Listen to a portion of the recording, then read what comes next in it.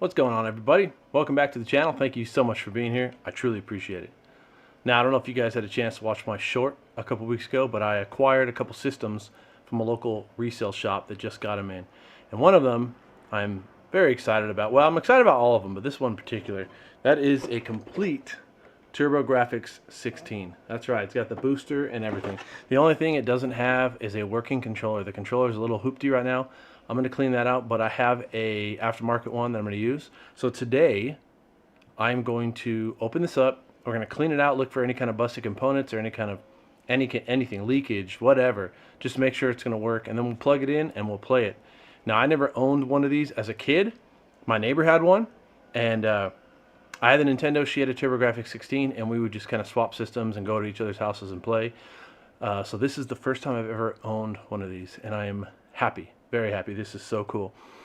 Realistically, I'm going to open it up, I'm going to clean it, I'm going to play it for you, and then I'm probably going to put it back in its tote and leave it on the shelf and never play it again and just emulate the games I have. That way it stays semi-pristine and I'm not worried about it breaking. But all that aside, I hope today is going to be a good video. I hope you guys are going to like it. You're going to see the inner workings of a TurboGrafx and see it probably switched on for the first time in probably a couple decades in all reality. So, enjoy the video. Let's get on with it. Real quick, one more thing. I've decided to make an intro for this channel. And I talked to a lot of people and they said, you need an intro that kind of pays homage to your experiences growing up playing video games. And I thought, yeah, that makes sense. Hopefully I have captured all the iconic scenes, the memorable scenes from me being as a child playing games and as an adult as well. I hope you enjoy it. My 8-year-old son and my 6-year-old daughter, they helped with this intro, and I fully support all the artistic licensing they took. So here it is. Let me know what you think. Enjoy.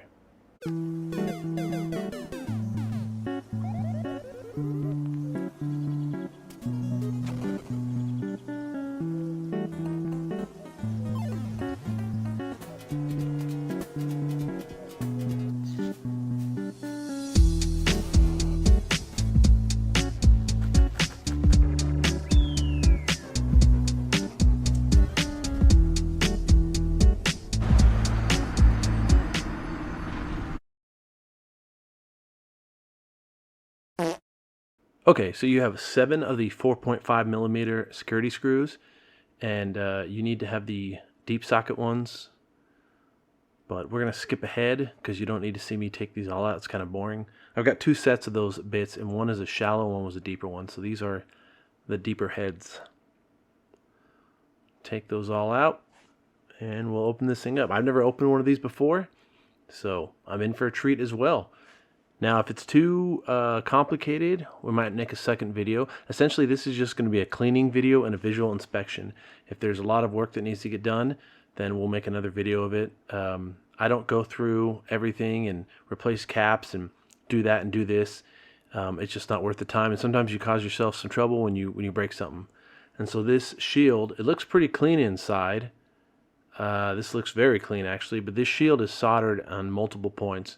And there's really no point in taking this off if it works. So we're going to try to get this thing off. I don't see any other screws except for the 2 in the front. Nothing else holding it down. It feels like it wants to come out.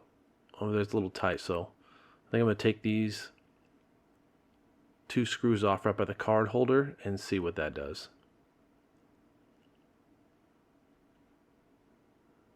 Yeah, something's holding on. Something don't want to give. Alright, we'll get these 2 right here. These are just little Phillips head screws.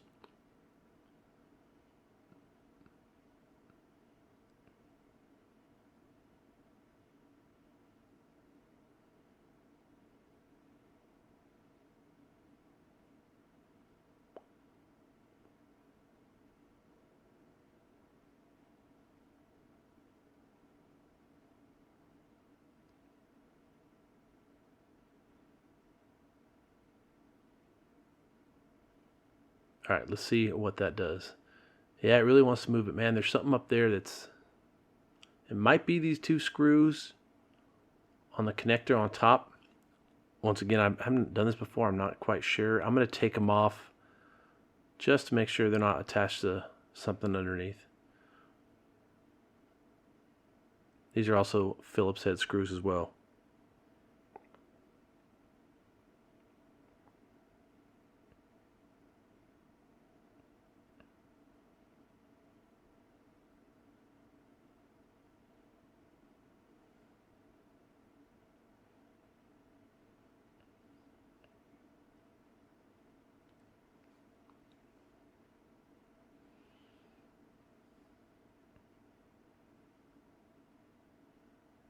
All right. Does that help? Still doesn't want to come out. There's still something pulling in this corner over here. I'm not quite sure what it is. Looking down there, I don't see any of the screws. Nothing that's clearly visible, but there's something holding it in, and I don't want to break it. So I'm going to take my time and go gentle. Okay, so we're going to take off the, there you go, the power jack. And it lifts right out. Yep, that's all it was. That power jack was holding in. Now this looks pretty clean. The case looks pretty clean. There's a couple little cobwebs and some dust bunnies here and there. But it looks pretty dang clean. There goes the power switch. Hold on to that.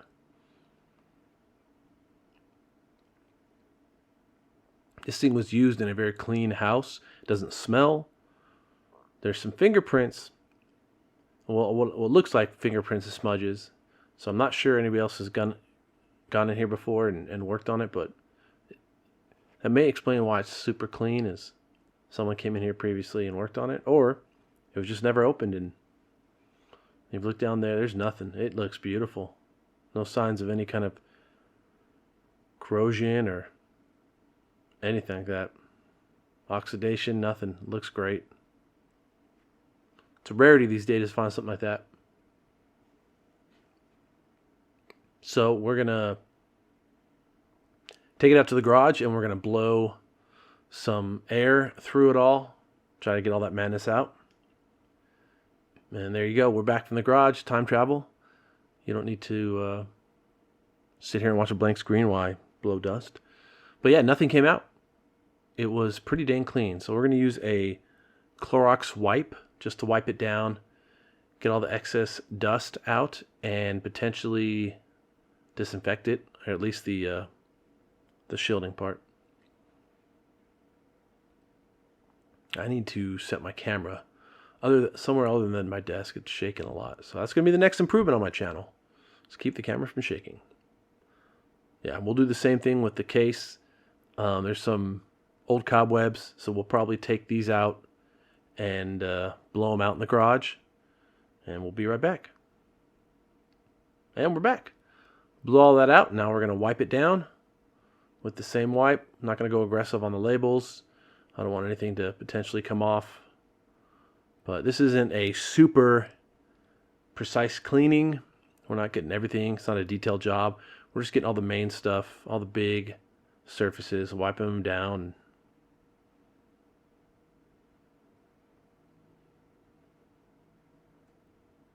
Never hurts. Never hurts to wipe them down with a little wipe. There you go. Now, if you don't know where the systems come from, I use the Clorox wipes or the Lysol wipes, disinfect them.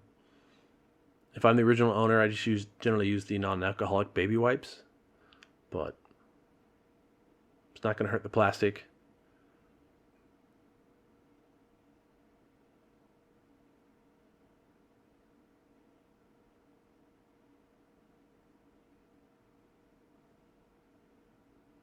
All right.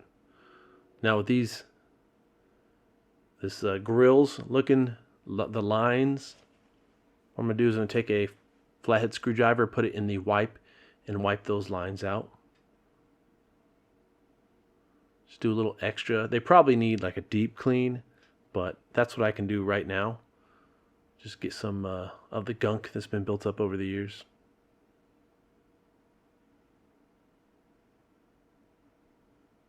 Yeah, look at that. It's pretty nasty. Why those got so dirty, I'm not sure. I don't think they pull air in or even push the hot air out right there. I think it's just a passive cooling where the shield does most of it. I could be wrong, but those are pretty dang dirty.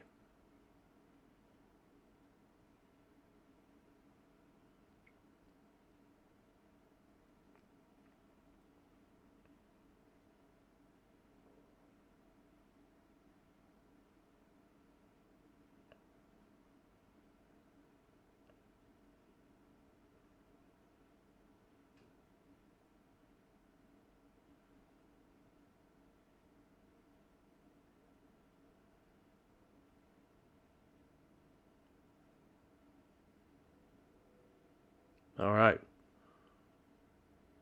Once that's been wiped down, the only thing left is to put it all back together, and we will cut back when we're done with that, and we'll jump to the turbo booster as well.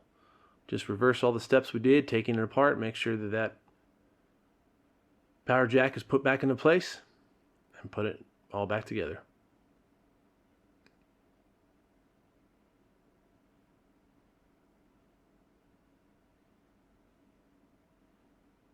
So here's the Turbo Booster Plus, and it's just 4 Phillips screws on the back.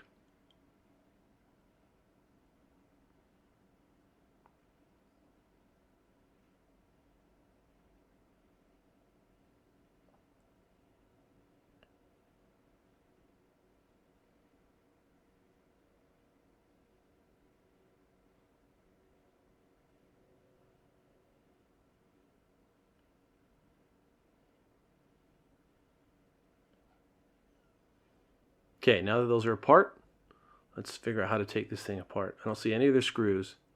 There's 2 tabs in the back by the AV cable ports, but it still doesn't want to come apart. And maybe these 2, we'll take them off anyway, just to make sure they're not attached to anything that is keeping them together. On the base unit, they weren't. I put them back in there. Ooh, that screws over me like my wife on payday, just will not let go. So I'm not sure if these screws are actually helping or not, but oh well, couldn't hurt.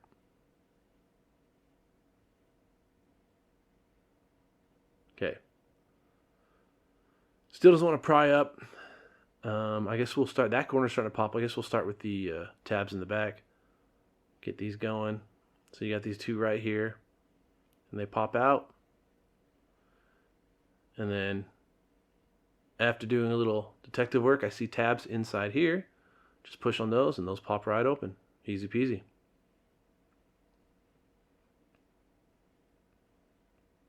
And once again, this is the same shape as the base unit. It's pretty dang clean, not a lot of dust.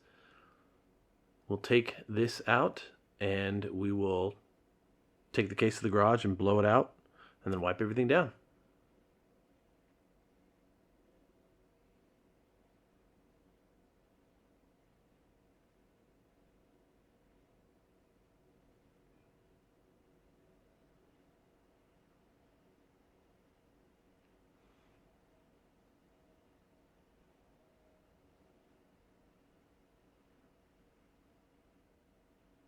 Yeah, this thing, I know I've said it before, this thing was stored properly. It is not dusty and dirty at all.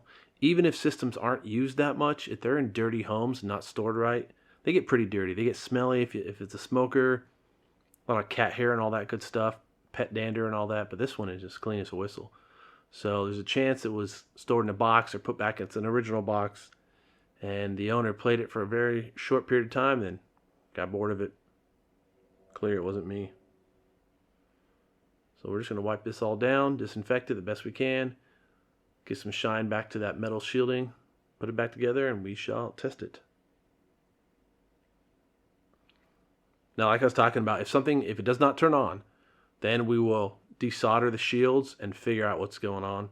But sometimes that is more work than it needs to be, and there's potential for you to mess something up that wasn't messed up to begin with. So I just like to open them up, give them a good clean out, and try them out. And if they work fine, first power up, I'll never go back in there. Not until something else goes wrong. Clean out these cutouts. All right. And we'll just put this one back together and we'll test it out, see how it looks, get it hooked up to the TV, and cross our fingers.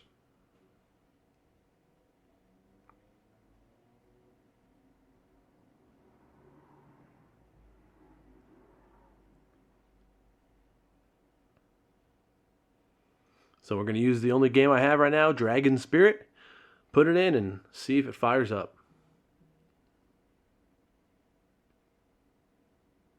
Oh, look at that. First try, and it looks immaculate. There's no interference. This looks great. The controller works great. This aftermarket one I was a little worried about, but no, it's perfect. Look at this thing. This plays flawlessly. I got lucky. I got very lucky picking this thing up because no real issues with it. No issues at all, actually. All right, there you have it. This thing is great. It works perfect first time, every time. It was super clean. Nothing needs to get repaired as far as I can tell. I'm very happy. So, tell me, what do you guys think? Did you have a TurboGrafx-16 when you were a kid, when you were younger? Or is this your first experience seeing one taken apart and played? I love this thing. Like I said, I'm going to start collecting the games, but I'm probably not going to use the system. I'll probably emulate if I want to do that stuff. That way this thing never gets ruined and I have it for my life. Probably not the life of my kids because they will sell it. As always, you guys can find me at retrobengaming@gmail.com. Let me know what you think about my videos. If you like this, go ahead and give it a thumbs up, leave a comment, share it. And if you're not subscribed, go ahead and subscribe. That'd be great. I don't need you to. If you don't want to, I understand. I know the videos, people are always like, man, 38% of my viewers aren't subscribed. Meh, whatever. I'm just happy that this was enough to pique your interest and watch the video. As always, take some time to play a game this week. It doesn't have to be a TurboGrafx-16 or Dragon Spirit, but why the heck not? Be good, people. Be good to those around you, and keep on gaming.